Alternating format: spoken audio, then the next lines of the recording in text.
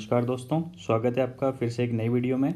आज हम चर्चा करेंगे आर्टिकल 239 ए के बारे में, डबल ए के बारे में, जो कि दिल्ली की सरकार, दिल्ली की विधानसभा, दिल्ली के मुख्यमंत्री, दिल्ली के काउंसिल ऑफ मिनिस्टर्स और उपराज्यपाल और मोटे मोटे रूप में उसकी जो पार्लियामेंट और जो हमारे राष्ट्रपति है उसके बीच के जो संबंध हैं उनके बारे में बात करते हैं।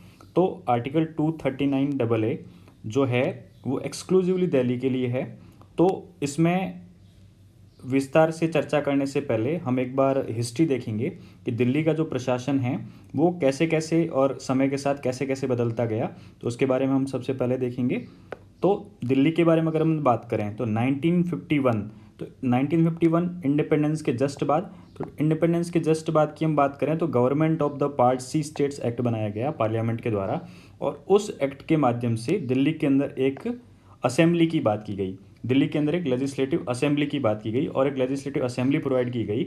और वो लेजिस्लेटिव असेंबली उन सब्जेक्ट्स के ऊपर जो है अपने कानून बना सकती थी जो कि स्टेट लिस्ट के सब्जेक्ट थे, लेकिन police, public order, municipalities, lands and buildings of union, जो केंद्र सरकार की जो ज़मीन और बिल्डिंग्स थी उसके अलावा जो है वो किसी भी स्टेट लिस्ट के किसी भी सब्जेक्ट के ऊपर अपना जो है कानून बना सकती थी।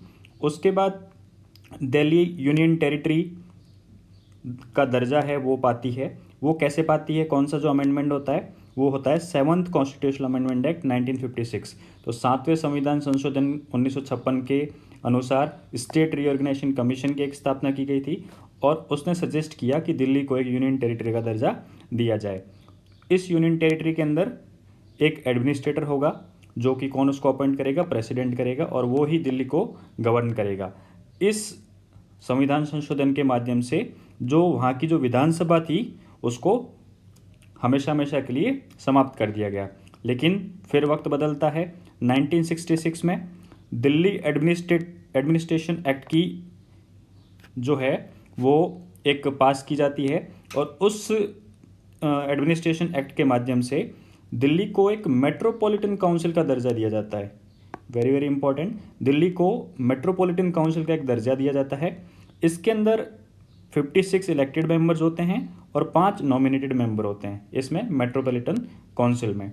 इसमें एक एडमिनिस्ट्रेटर होता है और उसका नाम एलजी होगा या फिर उसको चीफ कमिश्नर होगा, जो भी होगा वो प्रेसिडेंट के अंडर काम करेगा, यानी कि इंडिपेंडेंट रूप से काम नहीं करेगा, वो प्रेसिडेंट के अंडर काम करेगा। 1966 का दिल्ली एडमिनिस्ट्रेशन एक्ट था, वहाँ से लगा के 1989 तक ये सब चलता रहा।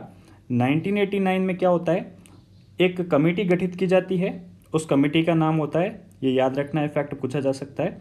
1989 में एस बालाकृष्णन कमेटी गठित की जाती है और एस बालाकृष्णन कमेटी है वो क्या रेकमेंड करती है, वो रेकमेंड करती है कि दिल्ली के लिए एक विधानसभा, लेजिस्लेटिव असेंबली और एक मंत्री परिषद का गठन किया जाए, दिल्ली को एक असेंबली और काउंसिल ऑफ मिनिस्टर दिया जाए।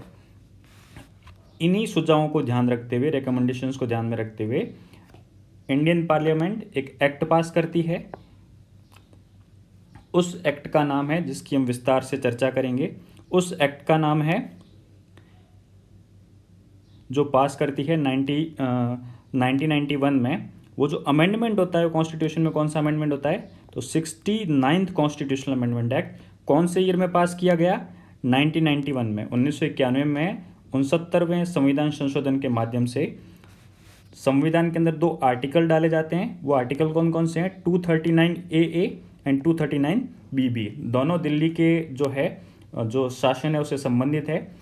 ये आर्टिकल 239 AA क्या कहता है कि अब से जो दिल्ली का नाम है वो दिल्ली यूनियन टेरिटरी नहीं होगा, इसका जो नाम होगा NCTD होगा, यानी कि national capital territory of Delhi, national capital territory of Delhi. तो ये इसका पूरा नाम होता है, national capital territory of Delhi.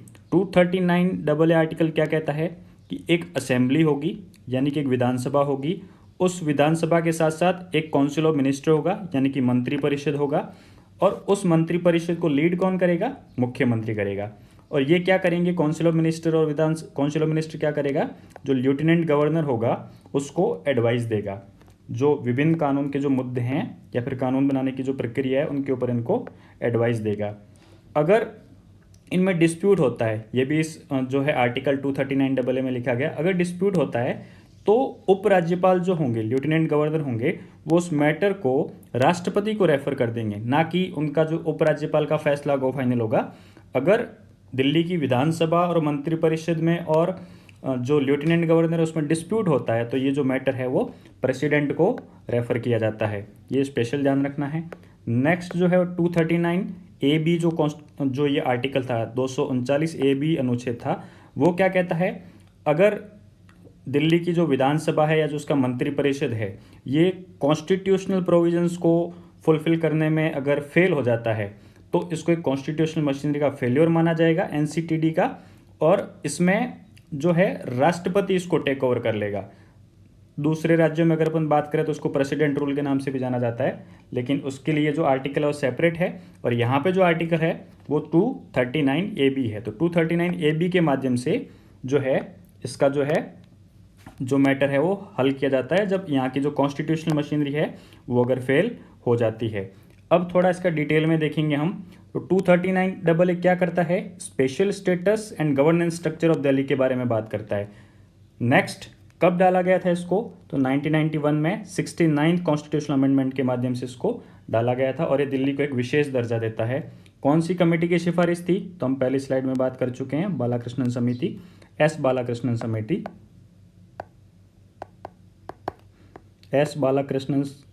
समिति की सिफारिश पे इसको इंसर्ट किया गया था, इस आर्टिकल को 239 को।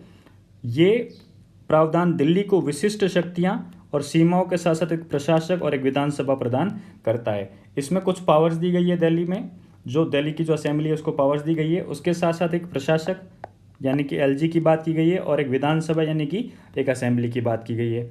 दिल्ली के केंद्र शासित प्रदेश को राष्ट्रीय राजधानी क्षेत्र दिल्ली कहा जाएगा। मीन्स जो दिल्ली का जो क्षेत्र है उसको एनसीटीडी के नाम से जाना जाएगा, national capital territory of Delhi.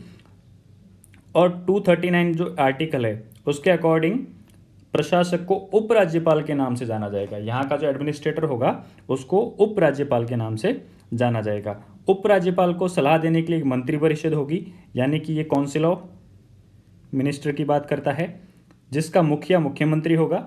Means एक काउंसिल ऑफ मिनिस्टर होगी which will be headed by a chief minister. और एक ये प्रोविज़न जो बाकी राज्यों की सी जो असेंबली है उसके अलग है, वो ये है कि इस काउंसिल ऑफ मिनिस्टर की जो मैक्सिमम संख्या होगी, यानी कि इसके अंदर जो मंत्रियों की संख्या होगी वो 10% होगी। बाकी जो असेंबली जो होती है राज्य जिसमें विधानसभा होती है, तो उनका जो स्ट्रेंथ होता है वो स्ट्रेंथ होता है 15% होता है। लोकसभा और बाकी जो विधानसभाएं होती है वहाँ की अगर हम बात करें तो वहाँ पे जो मंत्रिपरिषद के सदस्यों की संख्या होती है वो 15% होती है, जबकि यहाँ पे हमने ध्यान रखना है दिल्ली के केस में 10% होती है। नेक्स्ट हम बात करेंगे मुख्यमंत्री की जो नियुक्ति है वो किसके द्वारा की जाती है, राष्ट्रपति के द्वारा की जाती है। राज्यों में क्या होता है, मुख्यमंत्री की नियुक्ति राज्यपाल द्वारा की जाती है। तो दिल्ली के केस में मुख्यमंत्री की नियुक्ति राष्ट्रपति द्वारा की जाती है, तथा अन्य मंत्रियों की नियुक्ति, बाकी जो मंत्रिपरिषद के सदस्य होंगे उनकी नियुक्ति राष्ट्रपति द्वारा मुख्यमंत्री की सलाह पर की जाती है। ये यूपीएससी टाइप से क्वेश्चन बन सकते हैं कि जो मंत्री होते हैं किसके प्रसाद पर्यंत अपने पद पर बने रहते हैं, तो वो राष्ट्रपति के पद पर बने रहते हैं। और मंत्रिपरिषद सामूहिक रूप से कलेक्टिवली किसके प्रति रिस्पॉन्सिबल होगी, तो वो विधानसभा के प्रति रिस्पॉन्सिबल होगी, जैसा कि जो लोकसभा में और बाकी राज्यों की विधानसभा में होता सेम यहाँ पे भी है। 2018 में सुप्रीम कोर्ट ने एक कॉन्स्टिट्यूशनल बेंच अपॉइंट की थी, और उस कॉन्स्टिट्यूशनल बेंच ने एक डिसीजन दिया कि हालांकि हम दिल्ली को एक पूर्ण राज्य का दर्जा नहीं दे सकते हैं, लेकिन संघवाद का सिद्धांत दिल्ली पर भी लागू होता है। संघवाद का मतलब होता है राज्य और केंद्र के बीच में विभिन्न शक्तियों का जो बंटवारा होता है, उसी को हम संघवाद का जो है संघवाद की परिभाषा के अंदर आता है। तो 2018 में सुप्रीम कोर्ट की कॉन्स्टिट्यूशनल बेंच ने क्या डिसीजन दिया कि दिल्ली को एक स्टेट का दर्जा नहीं दिया जा सकता, लेकिन जो संघवाद के सारे सिद्धांत है वो दिल्ली पर भी लागू होते हैं। ये हमने पिछली स्लाइड में भी देखा था कि मंत्रिपरिषद और अगर उपराज्यपाल में किसी मुद्दे पर असहमति होती है तो उपराज्यपाल उस मुद्दे को राष्ट्रपति के पास भेज देता है। अब इसमें कानून बनाने के लिए क्या क्या शक्तियां दी गई है, तो आर्टिकल 239 के अकॉर्डिंग दिल्ली की जो विधानसभा है उसको पूरे शहर यानी कि पूरी दिल्ली या उसके किसी भी एक पार्ट के लिए कानून बनाने की शक्ति है।